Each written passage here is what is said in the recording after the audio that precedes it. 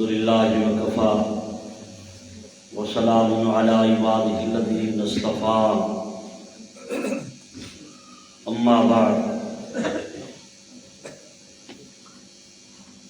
أعوذ بالله من الشيطان الرجيم بسم الله الرحمن الرحيم رضي الله عنهم ورضوا عنه وقال رسول الله صلى الله عليه وسلم عليكم بسنتي وسنة الخلفاء الراشدين المهديين وقال رسول الله صلى الله عليه وسلم وأقضاهم علي أو كما قال عليه الصلاة والسلام اللهم صل على سيدنا محمد وعلى آل سيدنا محمد وبارك وسلم اللهم صل على سيدنا محمد وعلى آل سيدنا محمد وبارك وسلم اللهم صل على سيدنا محمد وعلى آل سيدنا محمد وبارك وسلم. ہماری خوش نصیبی ہے کہ پروردگار نے ہمیں اپنے گھر کے اندر آنے کی توفیق عطا فرمائی.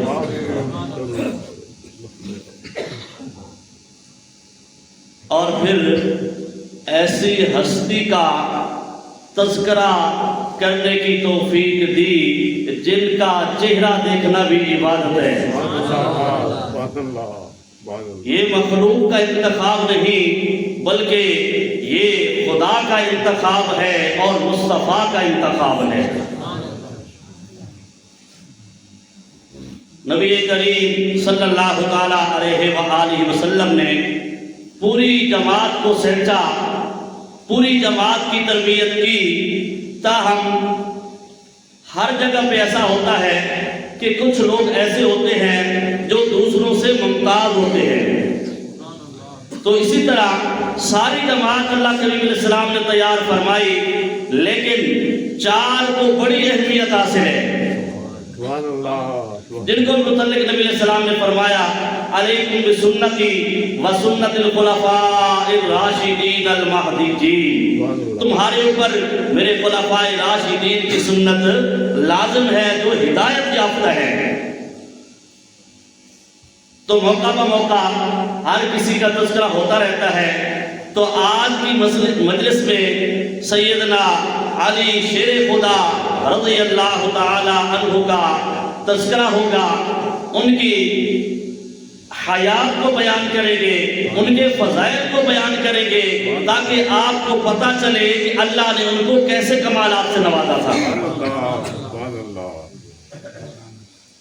یہ حضرت نبی کریم صلی اللہ تعالی علیہ وسلم کے چچا کے بیٹے ہیں. تو نبی علیہ السلام کے چچا کا نام ہے ابو طالب. ان کے کئی بیٹے تھے تو انہوں نے رشتہ داروں کو پرورش کے لیے دیے تھے. جیسا کہ حضرت جعفر رضی اللہ تعالیٰ عنہ وہ بھی حضرت علی کے بھائی ہیں، لیکن وہ تربیت یافتہ تھے حضرت عباس رضی اللہ تعالیٰ عنہ کے. اسی طرح حضرت علی رضی اللہ تعالیٰ عنہ کو ان کے والد نے نبی علیہ السلام کی تربیت میں دیا تھا. میں کہتا ہوں سب سے زیادہ ان کی قسمت جاگ گئی، ان کا بھاگ جاگ گیا کہ اللہ کے حبیب علیہ السلام کا بچپن سے ہی چہرہ دیکھنا نصیب ہوا. اللہ کے حبیب علیہ السلام کو جب نبوت ملی تو نبی کریم صلی اللہ تعالیٰ علیہ وسلم نے جب نبوت کا اعلان فرمایا تو اس وقت بڑوں میں سے سب سے پہلے سیدنا صدیق اکبر رضی اللہ تعالیٰ نے کلمہ پڑھا، اور عورتوں میں سے سیدہ خدیجہ الکبریٰ رضی اللہ تعالیٰ عنہا نے کلمہ پڑھا، اور غلاموں میں سے حضرت زید رضی اللہ تعالیٰ نے کلمہ پڑھا، اور بچوں میں سے خوش نصیبی وہ سیدنا علی شیر خدا رضی اللہ تعالیٰ کے حصے میں آئی. انہوں نے بچپن سے ہی اللہ کے نبی علیہ السلام کی تربیت لی اور بچپن سے نبی علیہ السلام کا کلمہ پڑھا. یہ وہ خوش قسمت ہے کہ اللہ کے حبیب علیہ السلام کو ان پر اعتماد تھا. اپنی دامادی کے لیے کوئی عام بندہ رشتہ تو نہیں چنتا. نبی علیہ السلام کو جن پر اعتماد تھا تو ان کو اپنی دامادی کے لیے چنا، اور ان کو بھی نبی علیہ السلام کی ذات پہ اعتماد تھا پورا. چنانچہ ہجرت کی رات میں اللہ کے نبی علیہ السلام نے اپنی جتنی امانتیں تھی سیدنا علی رضی اللہ تعالیٰ عنہ کی سپرد کی اور نبی علیہ السلام نے ہجرت کی اور نبی علیہ السلام مدینہ طیبہ تشریف لے گئے. تو 3 دن تک مکہ مکرمہ میں قیام فرمایا اور نبی علیہ السلام کی جو امانتیں تھی وہ لوگوں تک پہنچائی. اور اس کے بعد پھر حاجی لوگ جانتے ہیں کہ مکہ سے مدینہ تک کتنا کٹھن راستہ ہے, دشوار گزار راستہ ہے, لیکن سیدنا علی شیر خدا رضی اللہ تعالی عنہ نے وہ سفر, جب سواری کوئی نہیں تھی بلکہ سفر وہ پیدل فرمایا. جب 3 دن کے بعد سفر فرمایا, آخر ایک دن مدینہ طیبہ جب پہنچ گئے تو اللہ کے نبی علیہ السلام کو خبر ہوئی کہ علی رضی اللہ تعالیٰ بھی سب ہجرت کر کے آ چکے ہیں. اللہ کے نبی علیہ السلام نے بلایا کہ جاؤ علی کو میرے پاس بلاؤ, تو میرے پاس تشریف لائیں تاکہ میں ان سے حالات پوچھوں. تو ان کے قدم اتنے زخمی تھے, پاؤں سے خون بہ رہا تھا, کہا مجھ سے چلا تو جاتا نہیں, میں اللہ کے نبی علیہ السلام کی مجلس میں کیسے جاؤں.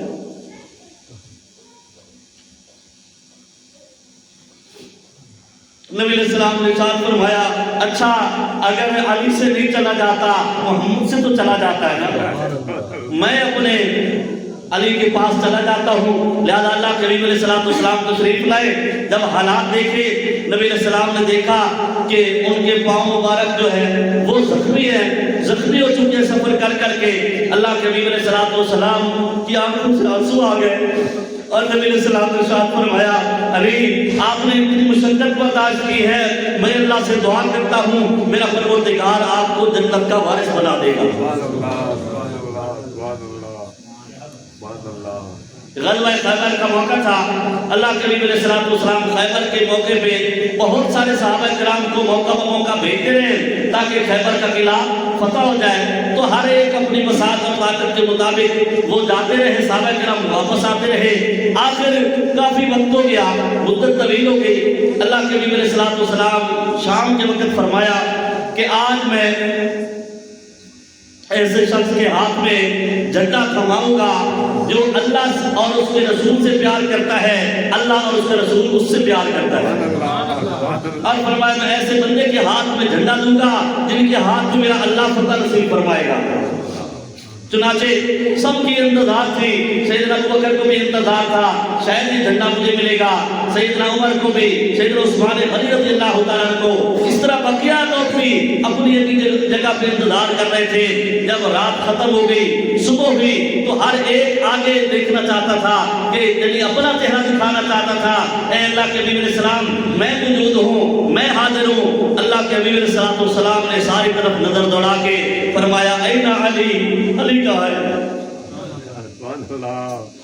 تو جواب ملا اے اللہ کے نبی علیہ السلام علی تو بیمار ہیں, وہ نہیں آ سکتے, ان کی آنکھیں خراب ہیں, آپ کسی اور کے ہاتھ میں تھما دیں. اللہ کے نبی علیہ السلام نے ارشاد فرمایا نہیں, آج علی بیمار بھی ہیں پھر بھی میں انہی کے ہاتھ میں جھنڈا تھماؤں گا, آج کسی اور کے ہاتھ میں جھنڈا نہیں دوں گا. نبی علیہ السلام نے فرمایا جس حالت میں بھی ہیں ان کے بلا کے لاؤ. جب ان کو بلا کے لایا گیا, ان کی نظریں جو نبی آنکھیں بہت زیادہ خراب تھی, اس لیے بتایا گیا کہ اللہ کے نبی علیہ السلام میری آنکھیں خراب ہیں. پھر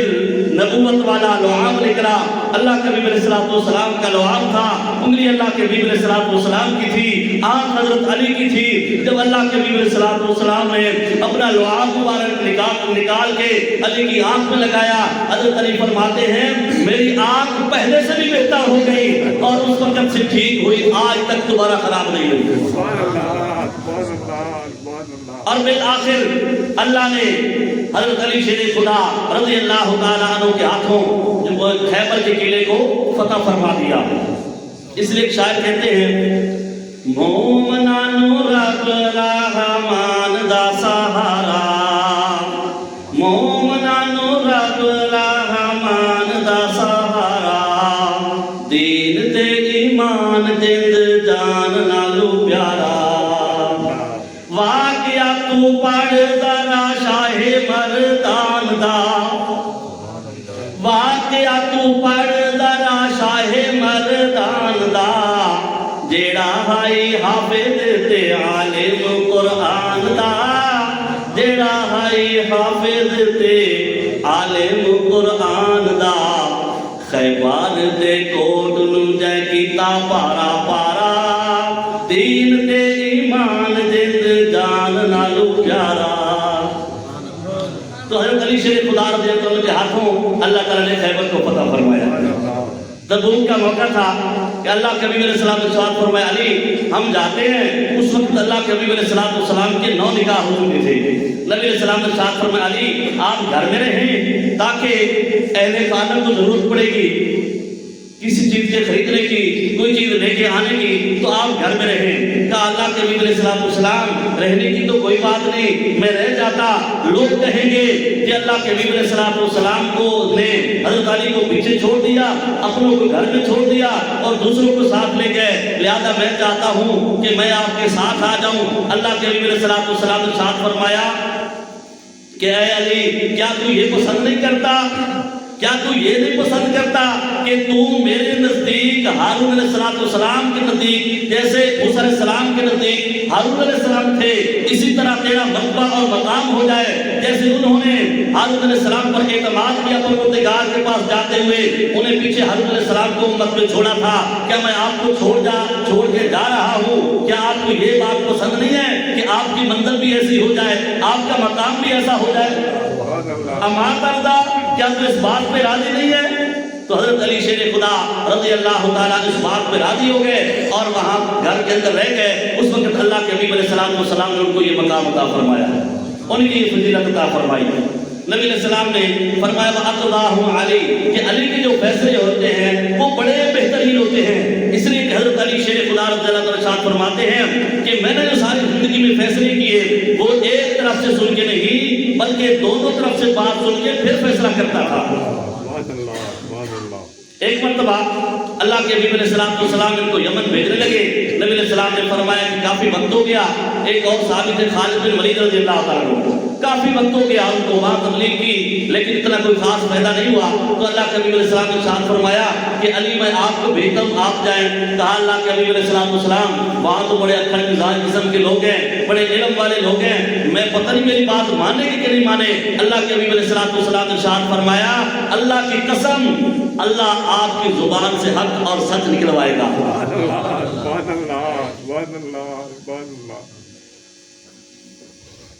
ایک رات آرام فرما رہے تھے کہ ان کو پتہ چلا کہ سیدنا محمد رسول اللہ صلی اللہ علیہ وسلم 3 دن ہو گئے بھوکے ہیں، انہوں نے کچھ کھایا پیا نہیں ہے۔ 3 دن ہو گئے اللہ کے حبیب علیہ السلام نے کچھ کھایا پیا نہیں، تو حضرت علی شیر خدا رضی اللہ عنہ اٹھے، گھر میں تلاش کیا تو ان کے گھر میں بھی فاقہ تھا، کچھ نہیں تھا، لیکن اللہ کے حبیب علیہ السلام کی بھوک نے ان کو بے قرار کر دیا۔ چنانچہ اٹھے اور اٹھ کے سیدھے ایک یہودی کے پاس گئے، کہا آپ کوئی کام کرنے والا ہے، میں مزدوری کرنا چاہتا ہوں۔ اس نے بھی دیکھا کہ موقع ہے، اب جتنا کام لے سکتا ہوں لے لوں، لہذا یہودی نے کہا کہ کنویں سے 1 ڈول نکالو گے تو 1 ڈول کے بدلے میں 1 کھجور آپ کو ملے گی۔ سوچا کہ یہ ڈول نکالنا، یہ مشقت برداشت کرنا اللہ کے حبیب علیہ السلام کے لیے ہے تو اس کا مجھے بڑا فائدہ ہوگا۔ چنانچہ سوچ وچار کر کے کہنے لگے کوئی بات نہیں، میں اس بات کے لیے تیار ہوں۔ ڈول نکالتے اور 1 کھجور متعین تھی، جب 17 ڈول نکال لیے دیکھا کہ میرا اور اللہ کے حبیب علیہ السلام کا گزارا ہو جائے گا، لہذا کہا کہ 17 ڈول ہو گئے، مجھے اس کی مزدوری دے دیجیے۔ چنانچہ ان کو 17 کھجوریں ملی اور اللہ کے حبیب علیہ السلام کے پاس آ گئے، اے اللہ کے حبیب علیہ السلام مجھے آپ کی بھوک کا پتہ چلا تھا تو علی سے برداشت نہ ہو سکا، اس لیے میں نے آپ کے لیے محنت مزدوری کی ہے۔ اللہ کے حبیب علیہ السلام نے ارشاد فرمایا آپ میرے لیے گئے تھے، آپ نے میرے لیے مشقت برداشت کی، میں محمد اس بات کا ضامن ہوں کہ اللہ آپ کو جنت کا وارث بنا دے گا۔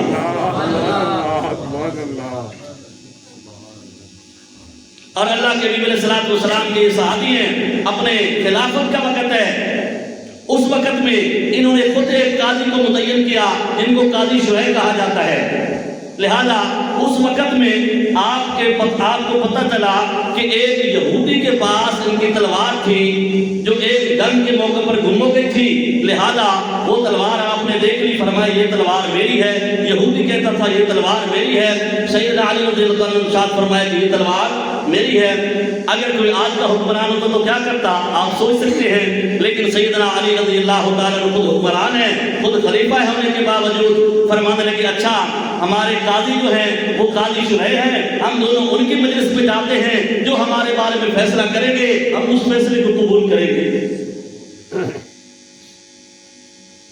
چنانچہ جب وہاں قاضی شرح کی مجلس میں پہنچے تو قاضی شرح جو تھا وہ اپنی کرسی سے کھڑا ہو گیا، ان کو کرسی پہ بٹھایا تو حضرت علی شیر خدا رضی اللہ تعالیٰ نے کرسی واپس کر دی کہ اب میں حاکم کی حیثیت سے نہیں بلکہ میں ایک فیصلہ کرانے کے لیے آپ کی مجلس کے اندر آپ کی عدالت میں آئے ہیں، لہذا یہودی کے برابر حضرت شرح کے سامنے کھڑے ہو گئے۔ جی آپ بات کیجئے۔ حضرت علی نے فرمایا کہ یہ تلوار میری ہے، میں اس بات کا دعویٰ کرتا ہوں۔ یہودی نے کہا یہ میری ہے، میں اس بات کا دعویٰ کرتا ہوں۔ تو انہوں نے فرمایا دیکھیں جی شریعت کا اصول یہ ہے کہ جو مدعی ہوتا ہے اس پر کیا ہوتے ہیں، گواہ ہوتے ہیں۔ البینۃ علی المدعی، مدعی پر کیا ہوتے ہیں، گواہ ہوتے ہیں، لہذا آپ گواہوں کو پیش کیجئے۔ حضرت علی شیر خدا رضی اللہ تعالیٰ عنہ ایک غلام تھا کمبر، اس کو پیش کیا اور سیدنا حسن کو پیش کیا کہ یہ میرے دونوں گواہ ہیں، یہ تلوار میری ہے۔ جب حضرت علی رضی اللہ عنہ یہ دونوں گواہ پیش کیے، قاضی شرح کہنے لگا کہ یہ جو کمبر ہے یہ تو آپ کا گواہ ٹھیک ہے، لیکن حضرت حسن کی گواہی میں قبول نہیں کرتا۔ حضرت علی نے فرمایا کہ ان کو نبی صلی اللہ علیہ وسلم نے بارہا کندھوں پہ اٹھایا، نبی صلی اللہ علیہ وسلم نے بارہا جنت کی خوشخبریاں دی، آپ ان کی گواہی نہیں مانتے۔ کہا علی میری بات سن، میں اپنی طرف سے فیصلہ نہیں کرنا، میرے محبوب نے فرمایا کہ اپنا بیٹا وہ انسان کا گواہ نہیں بن سکتا، لہذا میں نبی علیہ السلام کا فرمان سنا رہا ہوں، اگر آپ کو منظور ہے تو ٹھیک ہے۔ حضرت علی نے فرمایا کہ اگر یہ بات ہے شریعت کا مسئلہ ہے، میرے محبوب کا فرمان ہے، میں اس بات کے لیے تیار ہوں، لہذا میرے پاس ایک گواہ ہے، دوسرا اور گواہ کوئی نہیں، لہذا آپ اس کے حق میں فیصلہ کیجیے، یہ تلوار وہی رکھے، مجھے اس تلوار کی ضرورت کوئی نہیں ہے، میں اس فیصلے پہ قربان جاتا ہوں کہ میرے نبی علیہ السلام نے جو فرما دیا میرے لیے یہ حرف آخر ہے۔ جب اس نے عدل اور انصاف دیکھا، یہودی کہنے لگا یہ تمہارا اسلام ہے، یہ تمہارا عدل ہے، یہ تمہارا اسلام ہے اور یہ تمہارا اتنا اچھا نظام ہے، تو میں گواہی دیتا ہوں یہ تلوار میری نہیں، یہ تلوار علی کی ہے، علی کلمہ پڑھا دیجیے۔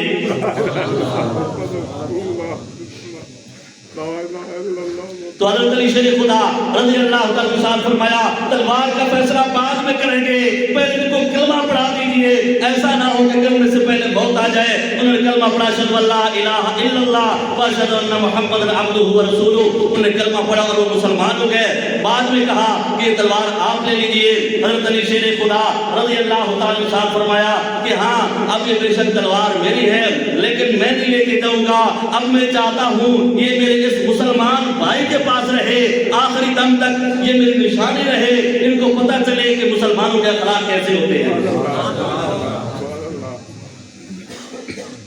جب مدینہ طیبہ میں ہجرت فرمائی تو اللہ کے نبی علیہ السلام نے مواخات کے ان کی وقت بہت کم ہے تو لہذا اپنی بات کو سمیٹتے ہیں، تو نبی علیہ السلام نے صحابہ کرام کو مہاجر اور انصار کو آپس میں بھائی بھائی بنا دیا۔ تو سب کو جب بھائی بھائی بنا دیا تو حضرت علی شیر خدا رضی اللہ تعالیٰ عنہ جب کسی کے ساتھ نہیں جوڑا، بہت غمگین ہوئے، پریشان ہوئے، پریشانی کی حالت میں اللہ کے نبی علیہ السلام کے پاس آئے۔ کہا اللہ کے نبی علیہ السلام آپ نے ہر ایک کو تو کسی نہ کسی کا بھائی بنا دیا، میں کس کا بھائی ہوں؟ اللہ کے نبی علیہ السلام نے ارشاد فرمایا انت اخی فی الدنیا والآخرہ، تو میرا بھائی دنیا میں بھی ہے اور آخرت میں بھی ہوگا۔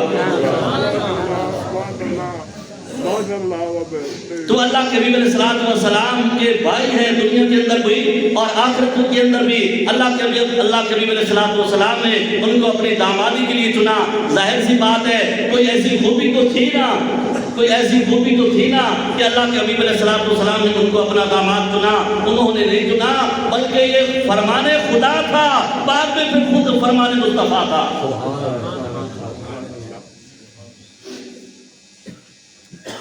اللہ کے حبیب علیہ السلام نے اپنی بیٹی کا رشتہ سیدہ فاطمہ الزہرا رضی اللہ تعالیٰ عنہ کے ساتھ حضرت علی کا رشتہ کر دیا۔ تو ایک دن اللہ کے حبیب علیہ السلام گھر تشریف لائے، دیکھتے ہیں فاطمہ اکیلی ہے اور علی نہیں ہے۔ اللہ کے حبیب علیہ السلام نے پوچھا یا فاطمہ این علی، علی کہاں ہے؟ کہا اللہ کے حبیب علیہ السلام وہ تو مجھ سے ناراض ہو کے چلے گئے ہیں، پتہ نہیں کہیں گئے ہیں۔ اللہ کے حبیب علیہ السلام نے ارشاد فرمایا فاطمہ یاد رکھ، شوہر ناراض ہو جائے تو میں بھی آپ کو نہیں چھڑا سکتا، اگر شوہر کی ناراضگی ہوگی تو پھر میں آپ کو نہیں چھڑا سکوں گا۔ لہذا اللہ کے حبیب علیہ السلام نے جب یہ فیصلہ سنایا تو نبی علیہ السلام نے پھر ڈھونڈنے کی کوشش کی کہ جاؤ بلال ڈھونڈ کے آؤ کہ علی کہاں ہے۔ جب پوچھا تو حضرت بلال دیکھنے کے لیے گئے تو مسجد ہماری تو یہ پکی مسجد ہے، آج کل تو قالینیں بچھی ہوئی ہیں، اس وقت یہ سسٹم نہیں تھا، لہذا جا کے دیکھا تو وہ مٹی پہ لیٹے ہوئے ہیں۔ اللہ کے حبیب علیہ السلام کو حضرت بلال نے آ کے بتایا اے اللہ کے حبیب علیہ السلام علی وہاں لیٹے ہیں مٹی کے اوپر، وہاں سو رہے ہیں۔ اللہ کے حبیب علیہ السلام سیدھے مسجد نبی میں آئے، اللہ کے حبیب علیہ السلام نے دیکھا تو وہ لیٹے ہوئے ہیں۔ نبی علیہ السلام نے ارشاد فرمایا قم یا ابا تراب، کھڑے ہو جاؤ مٹی کے باپ۔ یہ پیار سے تھا کیونکہ وہ مٹی کے ساتھ نسبت تھی، مٹی کے ساتھ لیٹے ہوئے تھے۔ اللہ کے حبیب علیہ السلام نے اپنے داماد کو لیا۔ آج ہمیں سوچنا چاہیے کہ اللہ کے حبیب علیہ السلام نے اپنی بیٹی کا گھر کیسے بسایا اور اپنے داماد کو کیسے سمجھایا۔ اللہ کے حبیب علیہ السلام نے ان کو لیا اور مسجد کے اندر گھر کے اندر لے آئے، دونوں کو آمنے سامنے بٹھا دیا۔ اللہ کے حبیب علیہ السلام نے پوچھا اب بتاؤ کون ناراض ہے؟ حضرت فاطمہ کہتی کہ علی ناراض ہے، حضرت علی کہتے کہ فاطمہ ناراض ہے۔ جس سے بھی پوچھتے نبی علیہ السلام پوچھتے آپ بتاؤ بھائی کون ناراض ہے؟ تو حضرت فاطمہ فرماتی علی ناراض ہے، میں تو ناراض نہیں ہوں۔ حضرت علی سے پوچھتے وہ کہتے حضرت فاطمہ ناراض ہے، میں تو ناراض نہیں ہوں۔ اللہ کے حبیب علیہ السلام نے دونوں کی باتیں سنی۔ وہ بات مخفی ہے شریعت میں کہ کیا باتیں ہوئی، اللہ کے حبیب علیہ السلام نے کیا پوچھا، انہوں نے آگے کیا بتایا، بس اتنی بات ہے۔ اللہ کے حبیب علیہ السلام نے جب پوچھ لیا تو اللہ کے حبیب علیہ السلام کو دیکھو کہ داماد کو اور بیٹی کو کیسے سمجھایا۔ سب سے پہلے اپنی بیٹی کی طرف متوجہ ہوئے۔ اللہ کے حبیب علیہ السلام نے ارشاد فرمایا فاطمہ اگر شوہر ناراض ہو جائے تو پھر کوئی کچھ نہیں کر سکتا، انسان عورت جو سیدھی جہنم کے اندر جا سکتی ہے، جنت کے اندر نہیں جا سکتی۔ اور یاد رکھ شوہر کی اجازت کے بغیر عورت باہر قدم بھی نہیں اٹھا سکتی، لہذا آپ شوہر کو منا لیجئے۔ اور پھر اپنے متوجہ ہوئے شیر خدا رضی اللہ کی طرف نبی علیہ السلام نے ارشاد فرمایا انما فاطمہ تو بضعۃ منی، علی فاطمہ تو میرے جگر کا ٹکڑا ہے، فاطمہ تو میرے جگر کا ٹکڑا ہے۔ فمن آذاہا، جس نے فاطمہ کو تکلیف دی، فرمایا فقط آذانی، اس نے مجھے تکلیف دی۔ دونوں کو ایسے انداز کے اندر سمجھایا کہ آپس میں گوش پھر سے ان کا پیار محبت ہو گیا۔ اللہ کے حبیب علیہ السلام نے اپنے داماد کو اور اپنی بیٹی کو ایسے اچھے انداز کے ساتھ سمجھایا۔ یہ حضرت علی شیر خدا رضی اللہ تعالیٰ عنہ ہیں کہ اللہ نے ان کو اتنا مقام عطا فرمایا تھا، جب بھی فیصلہ کرتے تھے تو حق کے مطابق فیصلہ کرتے تھے۔ اس لیے ایک صاحب نے کہا کہ جناب آپ کی حکومت کے اندر آپ کی خلافت میں لڑائیاں ہو رہی ہیں، ابو بکر کے دور امن کا تھا، عمر کا دور امن کا تھا، عثمان غنی کے دور میں ایسا نہیں تھا، تو آپ کے دور میں ایسا کیا ہو رہا ہے؟ تو آپ نے فرمایا کہ ابو بکر کا مشیر میں تھا، عمر کا مشیر میں تھا، عثمان غنی کا مشیر میں تھا، اور میرے مشیر آپ جیسے ہیں، اس وجہ سے یہ فساد اور مسائل ہے۔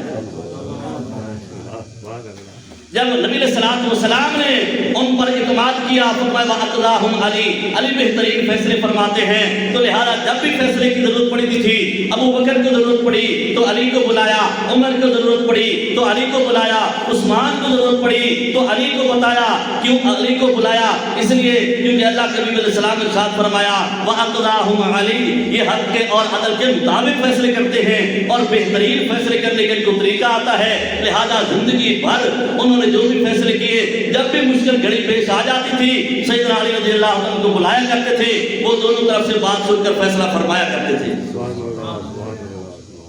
تو اللہ سے دعا ہے کہ میرا پروردگار ہمارے دل میں بھی حضرت علی شیر خدا رضی اللہ تعالیٰ کی محبت پیدا فرمائے اور ہمیں ان اکابرین کے نقش قدم پر چلنے کی توفیق عطا فرمائے، اور اللہ کے حبیب علیہ السلام کے اس پیارے داماد بیٹی اور اس پورے خاندان سے اللہ ہمیں پیار نصیب فرمائے اور ان کی اتباع کرنی نصیب فرمائے۔ نبی علیہ السلام نے ارشاد فرمایا میری آل جو ہے یہ نوح علیہ السلام کی کشتی کی طرح ہے، فرمایا جو اس کشتی کے اندر سوار ہو گئے اللہ نے ان کو عذاب سے محفوظ فرما دیا، فرمایا جو میری آگ کے ساتھ اولاد کے ساتھ پیار کرے گا میرا پروردگار اس کو جہنم کی آگ سے محفوظ فرما دے گا۔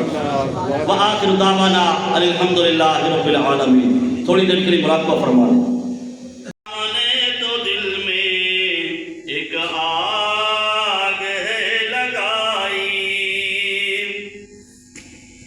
اللہ اللہ اللہ اللہ اللہ اللہ۔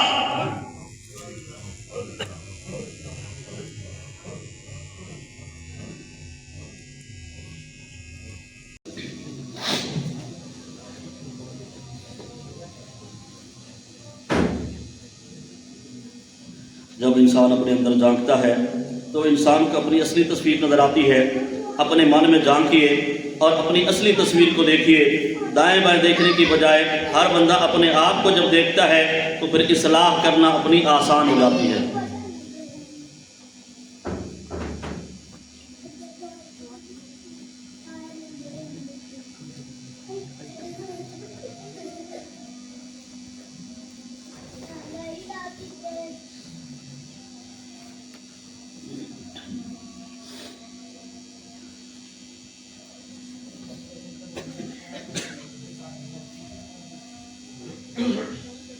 میرا دل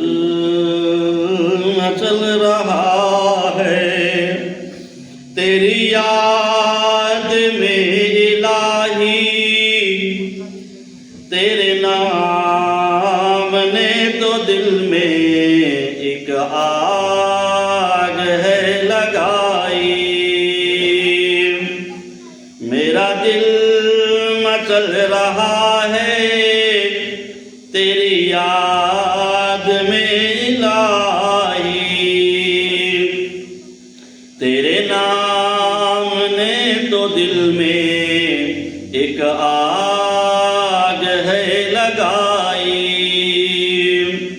مجھے درد دل ملا ہے سن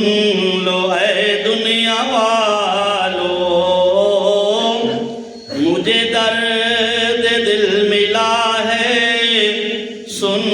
لو اے دنیا والو،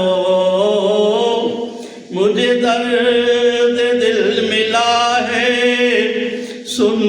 لو اے دنیا والو۔ میں فقیر بے نوا ہوں، میں فقیر بے نوا ہوں، مجھے مل گئی ہے شاہی، میرا دل مچل رہا ہے تیری یاد میں الہی، تیرے نام نے تو دل میں ایک آگ ہے لگائی۔ اللہ اللہ اللہ اللہ اللہ اللہ۔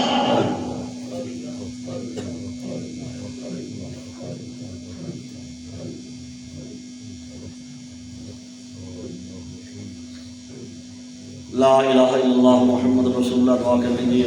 سبحان ربی العلی الاعلی الوہاب، اللہم صلی علی سیدنا محمد وعلی آل سیدنا محمد وبارک وسلم۔ اے کریم آقا، اے حنان و منان پروردگار، اے بے قصور کے دستگیر، اے ٹوٹے دل کو تسلی دینے والے، اے قریب آقا، چند فقیر تیرے گھر میں جمع ہو چکے ہیں، اے اللہ سارے توبہ کرتے ہیں، اللہ سب کی توبہ کو قبول فرما، اے اللہ سب کی خالی جھولیوں کو بھر دیجئے۔ اللہ یہ فقیر آئے ہیں، آپ سے مانگنے آئے ہیں، اے اللہ میرے پاس تو دینے کے لیے کچھ نہیں، اللہ میں بھی آپ کے در کا مانگتا ہوں، اللہ سب کی خالی جھولیوں کو بھر دیجئے، یا اللہ سب کی امیدوں سے بڑھ کے عطا عطا فرمائیے یا اللہ سب کو اپنے مقبول بندوں میں شامل فرما اے اللہ ہمارے ظاہر کو سنت سے آراستہ فرما اے اللہ ہمارے باطن کو نور معرفت سے منور فرما یا اللہ زندگی میں کبھی بے سہارا نہ فرما زندگی میں کبھی بے آسرا نہ فرما یا اللہ ہمیشہ اپنے مقبول بندوں میں شامل فرما اے کریم آقا تیرے حبیب علیہ الصلوۃ والسلام کا تذکرہ ہوا تیرے اہل بیت کا تذکرہ ہوا اے اللہ تیرے حبیب علیہ الصلوۃ والسلام کے علی کا تذکرہ ہوا اے اللہ ان پاکوں کے تذکرے سے یا اللہ ہماری پچھلی زندگی کے تمام گناہوں کو دھو دیجیے اے اللہ یہ پاک ہستیاں ہیں ہماری زبانیں ناپاک ہیں اے اللہ ہماری زبانوں کو پاک فرما اے اللہ ہمارے گناہوں سے درگزر فرما اللہ ہماری زندگی سے گناہوں کو نکال دیجیے اللہ سچی پکی توبہ کرتے ہیں اے میرے کریم آقا ہماری ساری زندگی گناہوں کو دھو دیجئے اللہ آپ نے خود فرمایا ولیکن اللہ یزکی من یشاء جسے اللہ نہ پاک کرے اسے کوئی پاک نہیں کر سکتا اے اللہ ہمیں پاک فرما دیجئے اے اللہ ہمیں صاف فرما دیجئے اے اللہ ہمیں ستھرا فرما دیجئے اے اللہ ہم نے گھروں میں دیکھا یا اللہ ماں بچے کو گندگی سے بھرا دیکھ کر اللہ پھینک نہیں دیتی اے اللہ اسے صاف کرتی ہے صاف کر کے سینے سے لگا لیتی ہے اے کریم آقا اپنی رحمت کا معاملہ فرمائیے اے کریم آقا اپنی رحمت کا معاملہ فرمائیے اللہ ہمیں بھی اپنی رحمت کی چادر سے ڈھانپ لیجئے اے اللہ ہمیں بھی اپنی رحمت کی چادر سے ڈھانپ لیجئے یا اللہ ہمیں بھی اپنی رحمت کی چادر سے ڈھانپ لیجئے یا اللہ جتنے لوگ دور قریب سے آئے ہیں یا اللہ سب کا چل کے آنا قبول فرما یا اللہ سب کی نیک اور جائز حاجات کو پورا فرما اے اللہ قدم قدم پر اپنی برکتیں رحمتیں شامل حال فرما اے اللہ سب کو اپنے مقبول بندوں میں شامل فرما یا اللہ سب کو نسبت کا نور عطا فرما اے کریم آقا سب کو اپنے مقبول بندوں میں شامل فرما اللہ اٹھے قدموں کی لاج رکھ لیجئے اے اللہ جو ایک مرتبہ قدم تیرے گھر کی طرف اٹھے ہیں اللہ دوبارہ واپس نہ لوٹا اللہ دوبارہ واپس نہ لوٹا بار بار آنے کی توفیق عطا فرما یا اللہ ہمیں نفس اور شیطان کے حوالے نہ فرما اللہ ہمیں نفس اور شیطان کے حوالے نہ فرما یا اللہ ہمارے سلسلے کی دگنی رات دگنی ترقی نصیب فرما یا اللہ چاروں طرف میں اس آواز کو پہنچا دیجیے یا اللہ ہماری آواز تھوڑی ہے اے اللہ اے کریم آقا اے اللہ آپ کا کام ہے ہر طرف اس کو پہنچانا یا اللہ چاروں طرف یا اللہ قبولیت نصیب فرما دیجیے یا اللہ چاروں طرف اس آواز کو پہنچا دیجیے اے کریم آقا ہمیں دین کا کام کرنا ہمارے لیے آسان فرما اللہ جتنی رکاوٹیں ہیں ان کو دفع دور فرما اے اللہ جتنے اسباب کی ضرورت ہے یا اللہ غیبی خزانوں سے پورے فرما اللہ در در کے دھکے کھانے سے محفوظ فرما اے اللہ در در کی ٹھوکریں کھانے سے محفوظ فرما اے اللہ ہماری اس مسجد کو امن کا گہوارہ بنا اللہ سکون کا گہوارہ بنا یا اللہ ہمارا یہ دین کا مرکز ہے یا اللہ ہمیں اس دین کے مرکز کے شعاؤں کو عالم کے کونے کونے میں پہنچا یا اللہ اس کو قبولیت نصیب فرما اے اللہ اس کو دین کا مرکز بنا یا اللہ ہمارے اندر نہ عقل ہے نہ شکل ہے نہ علم ہے نہ عمل ہے اللہ تیری رحمت کی بھیک مانگتے ہیں یا اللہ اپنے در سے دور نہ فرما دینا یا اللہ ہمیں آپ جیسا اور کوئی نہیں ہے اللہ جائیں تو کہاں جائیں مانگے تو کہاں سے مانگے اللہ آپ کے در سے مانگیں گے آپ کے در سے ملے گا اللہ سارے آپ کے در پر ہی آئے ہیں اللہ سارے سوالی آپ کے در پہ آئے ہیں ہمارے بڑے بھی آپ کے در کے سوالی یا اللہ ہمیں بھی آپ کا در دکھا گے یا اللہ ہمیں عطا فرما دیجیے اللہ انتظار کی گھڑیاں لمبی ہو گئی اے اللہ انتظار کی گھڑیاں لمبی ہو گئی اے اللہ قبولیت نصیب فرما اے اللہ ہمارے سلسلے کو قبولیت نصیب فرما یا اللہ ہمارے اس دین کے کام کو قبولیت نصیب فرما اللہ جتنے یہاں بچے پڑھتے ہیں یا اللہ سب کو قبول فرما جن کے حافظے کمزور ہے قوت حافظہ میں برکت نصیب فرما یا اللہ کسی ایک کو بھی نفس اور شیطان کے حوالے نہ فرما یا اللہ جو بھی یہاں آ جائے یا اللہ سب کے سینوں کو قرآن کے نور سے منور فرما اللہ ہماری اولادوں کو قرآن کے نور سے منور فرما یا اللہ ایک لمحہ کے لیے بھی ہمیں نفس اور شیطان کے حوالے نہ فرما یا اللہ سب کو قبولیت نصیب فرما جو جس طرح کی خدمت بھی کرتے ہیں جاننے مالی اللہ سب کی خدمت کو قبول فرما اللہ جتنے لوگ خاص طور پر دور دور قریب سے آئے ہیں یا عورتیں آئی بیٹھی ہیں یا اللہ سب کا آنا قبول فرما اللہ سب کی نیک تمناؤں کو پورا فرما اللہ سب کو اپنے گھر کے اندر بار بار آنے کی توفیق عطا فرما اے اللہ جو مانگا ہے وہ بھی عطا فرما جو مانگنا چاہیے تو نہیں مانگ سکے وہ بھی عطا فرما اے اللہ ہمیں حاسدین کے حسد سے محفوظ فرما شریروں کے شر سے محفوظ فرما اللہ دین کے راستے میں جو رکاوٹیں ڈالتے ہیں اللہ ان کو ہدایت نصیب فرما اے اللہ جن کی قسمت میں ہدایت نہیں اے اللہ ان کو عبرت کا نشان بنا ان کو دفع دور فرما ہمارے لیے دین کا کام کرنا آسان فرما وصلی اللہ تعالی علی خیر خلقہ محمد و آلہ و اصحابہ اجمعین برحمتک یا ارحم الراحمین.